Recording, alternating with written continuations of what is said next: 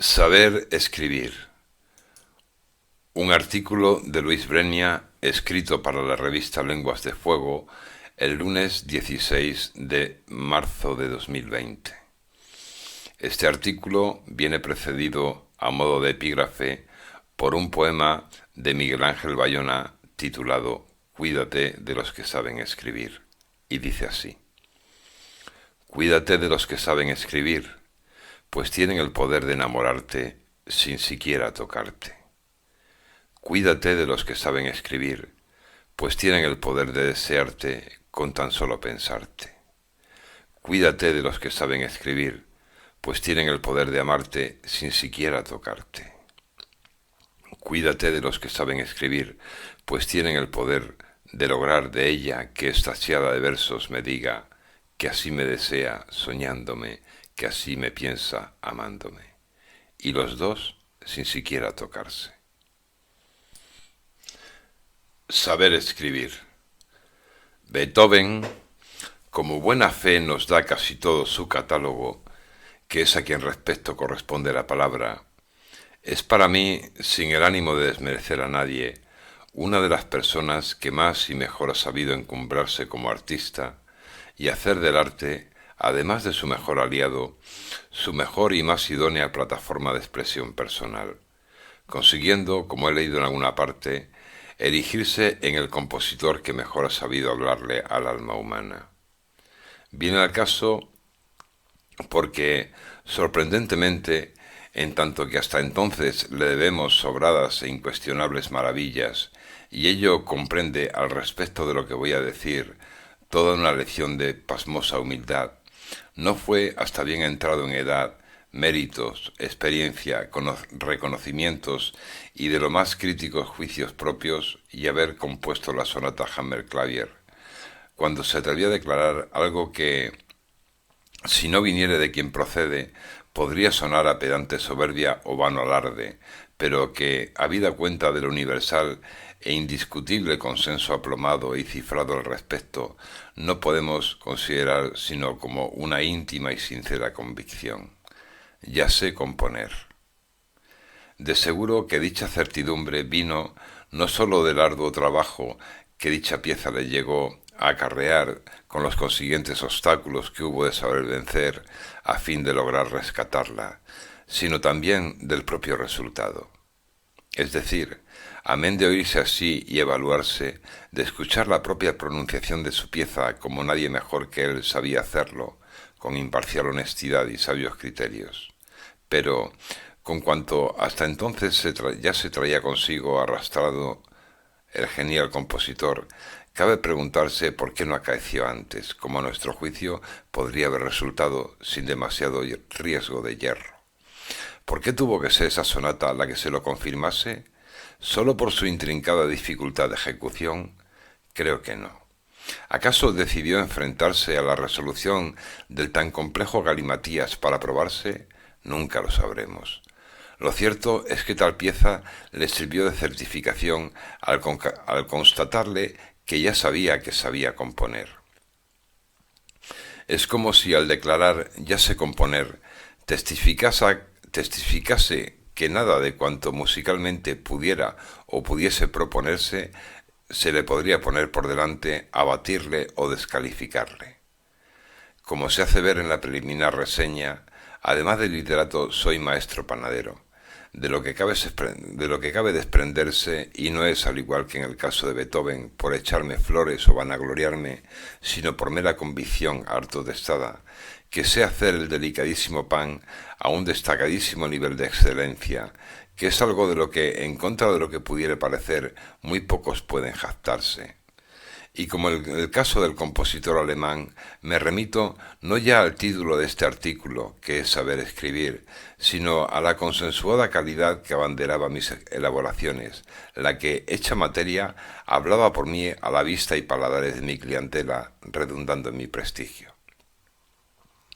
Esto último viene a cuento porque, habiendo sido una profesión que he defendido durante 46 años, la certidumbre plena de contar con dicha sabiduría también me llevó lo suyo a adquirirla, defenderla y refrendarla. Antes de albergarla, nadaba en la sospecha, con algunos reveses de por medio que, con sus taras, conseguían minarla y ponerla en entredicho. De manera que no fue hasta que, bien metido en harina, decidí acometer un estudio por escrito, que luego me serviría de base para edificar la trilogía que tengo dedicada al efecto, cuando, desgranando toda la letra pequeña y las propias entrelíneas del oficio y sus facetas, pude asegurarme toda la biotermorrelojería implicada y aquilatarla como Dios mandaba, revirtiendo todo ello en un conocimiento harto más profundo de la disciplina y una sellada constancia cualitativa en mis resultados panes, y cualesquiera que fuesen las coyunturas o las circunstancias climatológicas o de cualquier otra índole que se pudieran darse o cruzarse. Quiero decir, al menos por la vía de la panificación, sé qué significa y cuánto comprende aseverar, decir, ya sé hacer tal. Pero no se preocupen, queridos lectores míos, que no me voy a extender al respecto, sino que tras estos prolegómenos que he considerado necesario apuntalar a fin de hacer ver la propiedad que como maestro me asiste, voy a ceñirme por completo a cuanto se refiere el título del presente artículo. Saber escribir. De chico, en cuanto aprendemos a manejarnos con las grafías, se dice, ha aprendido a escribir. Pero evidentemente lo que se pretende afirmar no es que dominemos el arte de la escritura, sino que ya contamos con lo que es meramente imprescindible para poder lograrlo. Sin embargo, dicho arte, mucho menos frecuente de lo que se cree, requiere de ciertos roles que solamente la vida, la lectura y nuestra propia aplicación nos pueden brindar. Es decir, que es un arte que precisa de curtido, no cupiendo la precocidad. Y a la sazón les diré que mi padre siempre fue de la opinión de que una persona no estaba terminada de hacerse hasta no haber cumplido los 38 años. De manera que dicha escuela es especialmente íntima y cara, en cuanto que precisa de mucha ejercitación, experiencia, observancia y reflexión.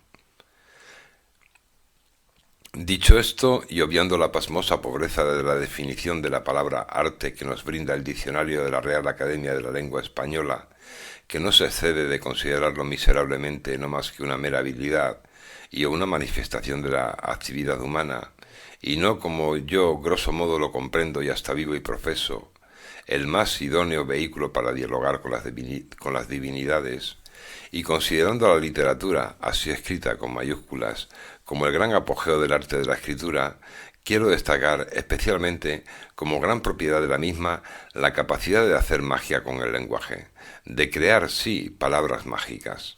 Algo que puede parecer mítico, pero que al traducirse en nuestra mente en pura fisiología, por esa propiedad única del verbo de hacerse carne y habitar entre nosotros, se torna en pura realidad tan palpable o factible como la materia, la energía o la propia vida. Como cabe admitirse, cosas muy distintas son el saber que se sabe a creer que se sabe que se sabe. De hecho, la prueba más evidente de ello es que, aun pudiéndonos resultar engañoso discernir por nosotros mismos entre ambas acepciones, los resultados de ambas cuestiones difieren y lo suyo entre sí. Ya que si en el primer caso, o sea, cuando efectivamente se sabe que se ofrecen resultados completamente herméticos y redondos, en el segundo, cuando se cree que se sabe, pero realmente no se sabe, los resultados, ora por aquí, ora por allá, pecan de porosas deficiencias que, al colársenos, desvirtúan la creación, ofreciéndola defectuosa, tarada o indispuesta, de manera que no llega a terminar de valerse ni de coronar cuanto se propuso o ambicionó, pagándonos como si nos traicionase con los reveses de sus menoscabos y no bastándose como debiera ser por sí misma debido a sus siempre patentes flaquezas. Otra cuestión que no quiero dejar sin mencionar, habida sus relevantes importancias, es el peso que se deriva de esa poderosa potencia que, tiñéndolo todo, tanto nos nubla, que es el amor en este caso propio. Sí, puede parecer mentira, pero la incidencia de nuestro amor propio nos puede procurar torticeramente apreciaciones desviadas tan conseguidas como puros espejismos, que consiguen hacernos ver las cosas como no lo son realmente, llegando incluso a lograr que nos creamos que cualquier tercero, que como tal no nos ama como nosotros mismos, habrá de ver exactamente lo mismo que incorporamos, tanto en las líneas como incluso entre las entrelíneas, desde nuestros autoinfluenciados y colateralmente retroalimentados ojos, cuando en verdad es que si el texto flaquea nunca sucederá así, sino que como no puede ser en verdad de otra manera, su propio discurso será muy distinto al que amorosamente nosotros mismos. Algo semejante, por poner un evidente ejemplo fácil de captar, a como cuando le enseñamos a un tercero una fotografía de nuestra mascota, a quien nosotros, con nuestros amorosos ojos embriagados, vemos mucho más allá de cuanto ofrecen los píxeles, en tanto dicha persona, como cabe comprenderse, no los transgrede. Ya se preocupó Beethoven, toda una autoridad donde las haya, de señalar que nada resulta más insoportable que tener que admitirse a uno mismo nuestros propios errores. Mi longeva experiencia como escritor me ha hecho ver que cada texto tiene su propia escuela. No se vayan a pensar que nací ducho ni que mi dotación haya sido automática. Y hasta sus propias directrices y vindicaciones, y que ante él, como autor, cada uno ejerce a la par como su propio alumno y profesor, artífice y cobaya. Claro que dicha escuela se agota en sí misma y nos doctora cuando todo su jugo ha sido debidamente exprimido, nunca antes. Para lograrlo, uno se tiene que hartar de mirar y remirar, a fin de asegurarse que no queda ni una sola gota en el tintero, ni una fibra de más ni de menos, puesto que los textos pueden adolecer tanto por defecto como por exceso. Y esto es una ardua y meticulosa labor que carece de receta estándar, en tanto que, como la vida, cada caso es cada caso y cada cual cada quien. Los defectos de los textos literarios de quienes creen saber escribir, pero en verdad no terminan de saberlo, podrían resumirse en que, por unas u otras incomposturas, no terminan de ser ni autosuficientes ni mágicos, quedándose los pobres en meras pretensiones que sus propios autores, por lo que fuere, no han sido capaces de ver ni de subsanar. Y por lo menos a mí, que soy especialmente riguroso y exigente, y así defiendo que debo comprometerme, siempre me molestan y hasta consiguen que me sienta insultado como lector, cuando no timado. Por lo cual no los aguanto, de lo mucho que consiguen revolverme las vísceras e incomodarme. Y por supuesto no me refiero a alguna errata que se pudiera haber podido colar, ya que esto lo puedo contemplar como una mera incidencia de nuestra imperfecta mente, que no como flaqueza en sí. Y así queda recogido en la conocida expresión de errar es humano. Cosa bien distinta es un texto bien acabado, un texto hábil que sabe funcionar, una pergeñada página de Flaubert, Borges, Onetti o Cervantes, por citar unos pocos ejemplos. Claro que una cosa es un texto traducido por un tercero y otra el cifrado en nuestra lengua, o sea, un texto derivado o un texto auténtico. En el primero, traductor traidor, hemos de incorporar, qué remedio, cierta tolerancia, mientras que con los fidedignos textos originales podemos ser del todo exigentes, marciales e intolerantes, ya que podemos otorgarnos la licencia de librarnos por completo de excusas con que perdonar y exigir magia en estado puro. Por esta poderosísima razón y por cuanto comprende, habida cuenta del colosal, magnífico e inagotable repertorio que entre la cuna de mi país e Hispanoamérica gozamos los castellanoparlantes, agradezco finita e infinitamente esta portentosa y maravillosa lengua materna de la que ya nos precisó el políglota Carlos V, que era la más idónea para hablar con Dios, en la que he aprendido a darme y a recibir, además de Encastúo o habla de mi tierra, la cual constituyó por completo la lengua y no ya el habla de mi infancia, y en la que también me he permitido literaturizar y metaliteratura. Pero ¿cómo se sabe discernir entre la creencia de que se sabe y la certificación de que se sabe? Pues como Beethoven, siendo humildes y sinceros con nosotros mismos, con el espejo del texto enfrentado y sin precipitarnos hasta que la adquisición de la sabiduría necesaria, que no la engañosa inteligencia o la vana soberbia, nos delate, brindándonos la imparcialidad y la lucidez y volviéndonos verdaderos ingenieros y pacientes de nuestra propia magia medicinal resultada.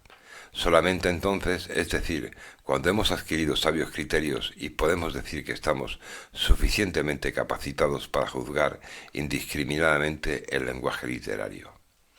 ¿Y cómo se gesta la sabiduría? Pues con lo mismo que la propia literatura, con ejercitación, retos, experiencia, observancia, reflexión y mucha paciencia, que Zamora no se ganó en una hora. ¿Y merece la pena?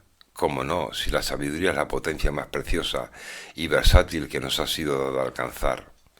Recuerdo haber leído en cierto diario que alguien, un inepto, declaraba: «Aquí hemos venido a vivir, no a aprender a vivir».